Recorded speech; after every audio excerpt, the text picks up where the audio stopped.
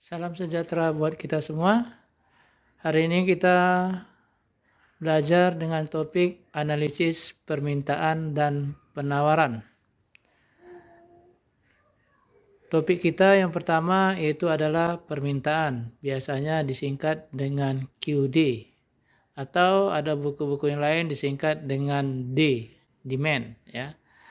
Nah, jadi untuk belajar ekonomi, saya anjurkan biasakan menggunakan persamaan model ekonomi.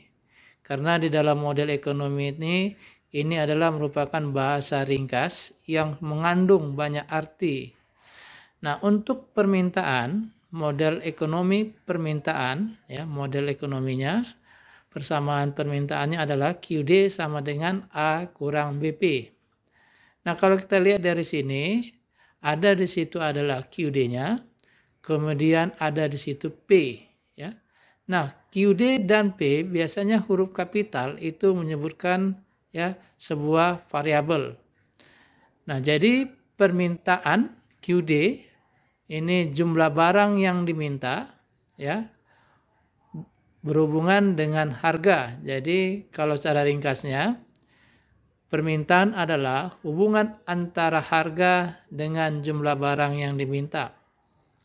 Nah, atau definisinya jumlah barang atau jasa yang diminta dengan berbagai macam harga pada waktu tertentu.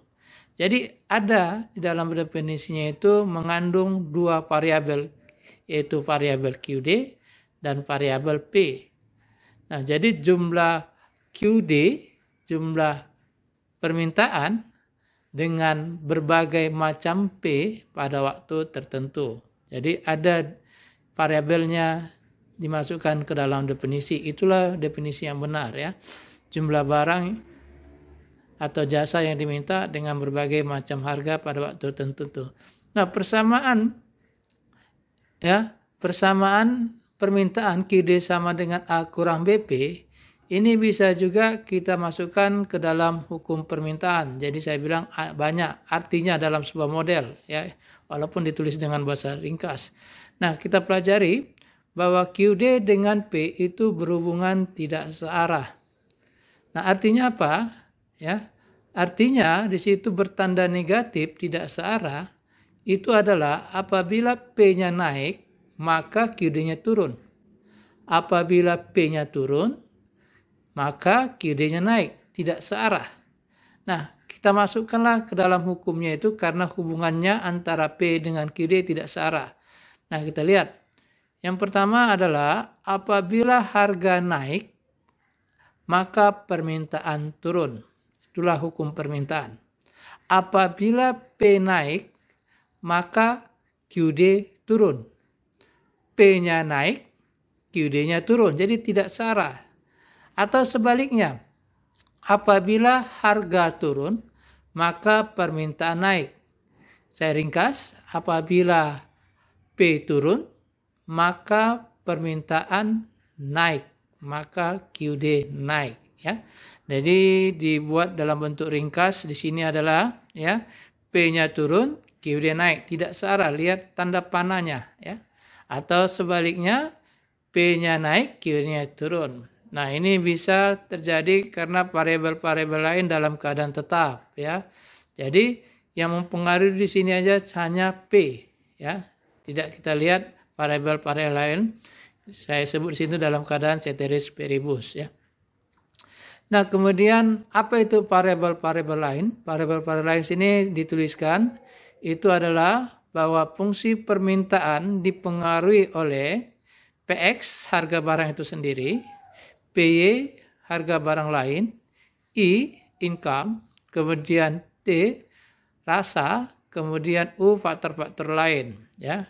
Untuk lebih lengkapnya bisa Anda lihat di buku saya bagaimana hubungannya antara ya variabel bebas dengan permintaan. Kalau hubungan harga barang itu sendiri, PX dengan QD itu adalah hubungannya searah. Tidak searah ya. Harga barang itu sendiri dengan QD itu bertanda negatif, hubungannya itu tidak searah. Nah, next.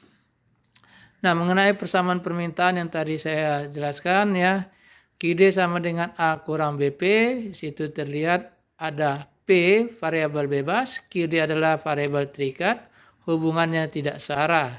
QD adalah kuantitas yang diminta, jumlah barang yang diminta, P adalah tingkat harga, kemudian A adalah suatu angka tetap, nilainya menunjukkan jumlah barang yang diminta apabila tingkat harga 0. Nilai C selalu positif. Nah, artinya di sini apabila P-nya 0, ya, maka QD sama dengan ya, QD sama dengan A, ya. Jadi A adalah suatu angka tetap, nilainya menunjukkan jumlah barang yang diminta apabila tingkat harga adalah 0. Nilai A selalu positif. Ya. Kemudian B adalah kecondongan kurva permintaan. B ini sering disebut dengan koefisien atau yang namanya ya slope. Nilainya selalu negatif karena kurva permintaan menurun dari kiri ke kanan. Karena hukumnya itu hubungannya antara P dengan QD itu bertanda negatif. Jadi selalu dia B ini bernilai negatif. Nah, contoh kita dalam bentuk apa? Dalam bentuk grafik bisa kita hitung. Nah, yang pertama kita lihat dulu dalam bentuk tabel. Jadi harga 100, 200, 300, 400, 500, permintaan 2000, 1500, 1500, 0. Nah, kita perhatikan harga. Harga 100, 200 sampai 500 mengalami kenaikan. Harga naik. Berarti kalau permintaan itu 2000, 1500, 1000 sampai 0, permintaan turun. Berarti harga naik, permintaan turun, ini menunjukkan fungsi permintaan. Jadi berlawanan arah, tidak searah. Ya. Nah, bagaimana cara menentukan? Misalkan ada tabel seperti itu, ditanya bagaimana fungsi permintaannya. Nah, kita lihat cara penyelesaiannya, saya gunakan cara yang namanya eliminasi. Ya. Nah, QD tadi rumusnya adalah QD sama dengan A dikurang BP. Ya. Coba ikuti pelan-pelan, ambil ballpoint Anda catat. Kemudian QD kalau kita lihat di tabel, QD misalkan 2000, tuliskan 2000, sama dengan A dikurang B, P-nya berapa? Yang 2000, P-nya itu 100. Jadi Anda tuliskan 100. Ya, jadi 2000 sama dengan A dikurang 100B. Ya. Kemudian kita ambil lagi persamaan yang kedua.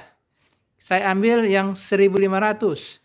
Kalau 1500, berarti harganya berapa? Harganya 200. Jadi P kita gantikan situ 200 menjadi 1500 A dikurang B 200 ya. Nah, sekarang kita eliminasi, kita buat tanda kurang ya.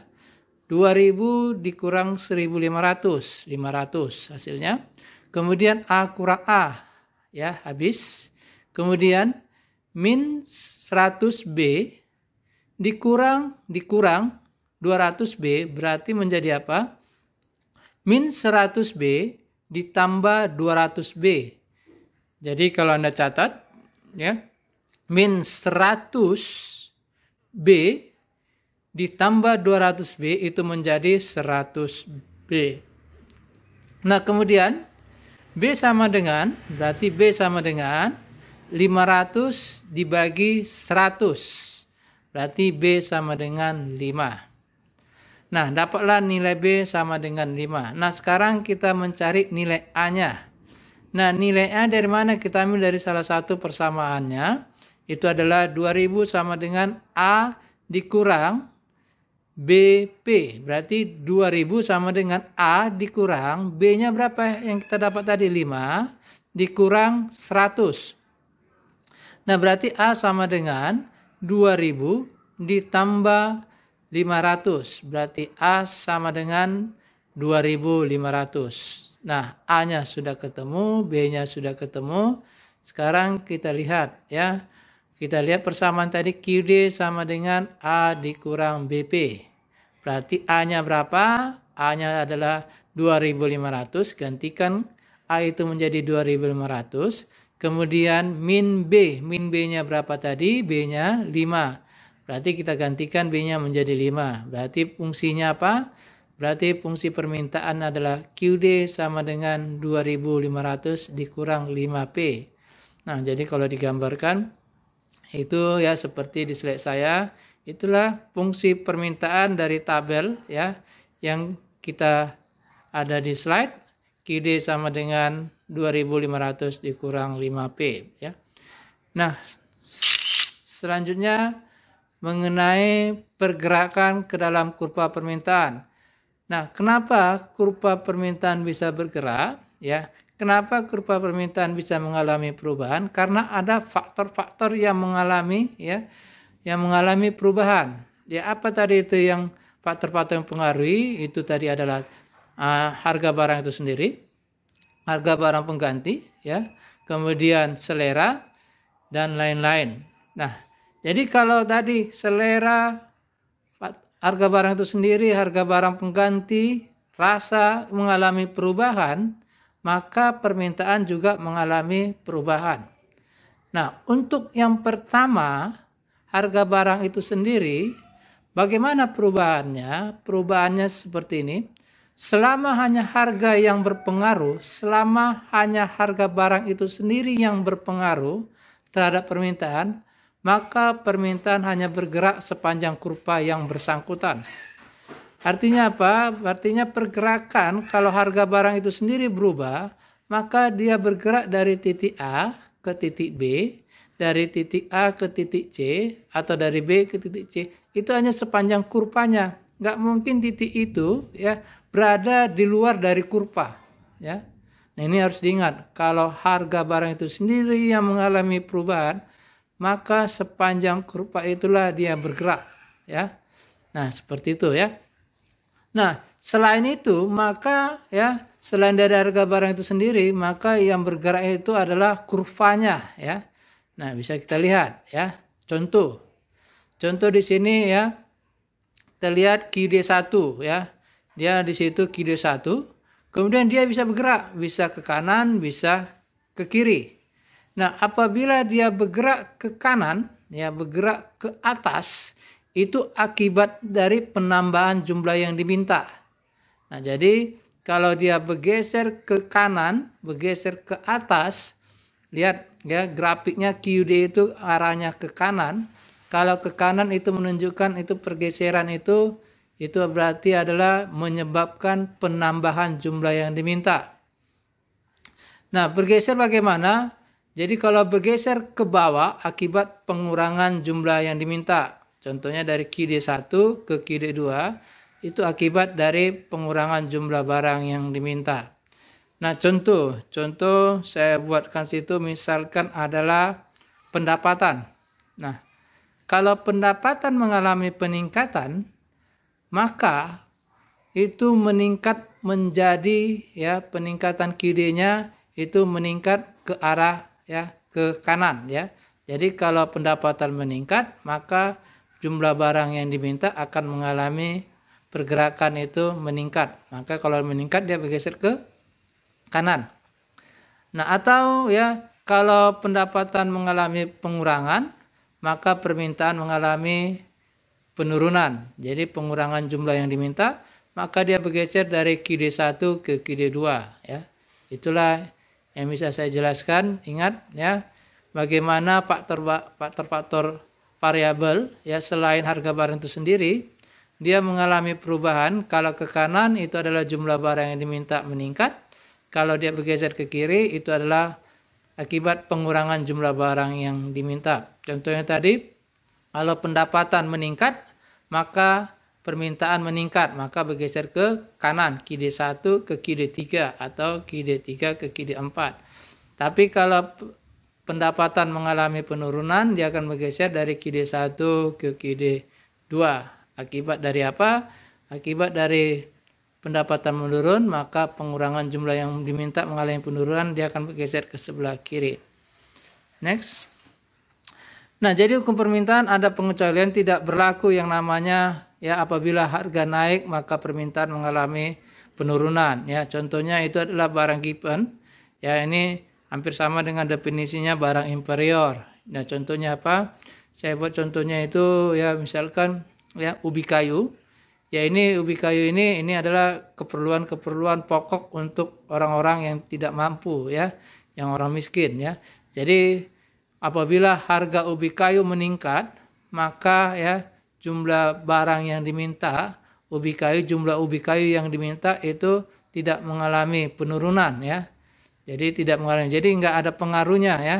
Jadi kalau misalkan harga ubi kayu turun, maka permintaan ubi kayu meningkat ya, enggak ya. Jadi karena itu ya, itu digolongkan barang inferior ya, barang given ya, dia tidak akan mempengaruhi ya bagaimana perubahan yang terjadi pada ubi kayu. Nah, kemudian ya ada lagi yang melanggar hukum permintaan, itu adalah pretty goods. Itu adalah barang-barang punyai ya yang punyai pretise ya, yang punyai brand atau nama. Contohnya saya contohkan itu adalah iPhone. Ya kalau HP iPhone itu semakin mahal harganya, semakin banyak permintaannya ya. Jadi kalau harga iPhone menurun, maka prestisenya untuk iPhone itu nggak ada lagi. Jadi dia melanggar hukum permintaan. Kemudian mengenai yang ketiga, dynamic expectational effect. Ini adalah ekspektasi di masa yang akan datang. Nah, contohnya apa? Itu contohnya harga tanah. Jadi semakin tinggi harga tanah, maka dia mengalami kenaikan. Jadi permintaan akan naik. Sedangkan tadi kalau hukum permintaan, apabila harga naik, permintaan akan turun. Tapi untuk tanah, dia semakin tinggi harganya, maka permintaan juga mengalami peningkatan ya. Nah, itu ya ada pengecualian. Nah, sampai di sini ya, itulah kita masuk ke dalam mata pelajaran permintaan.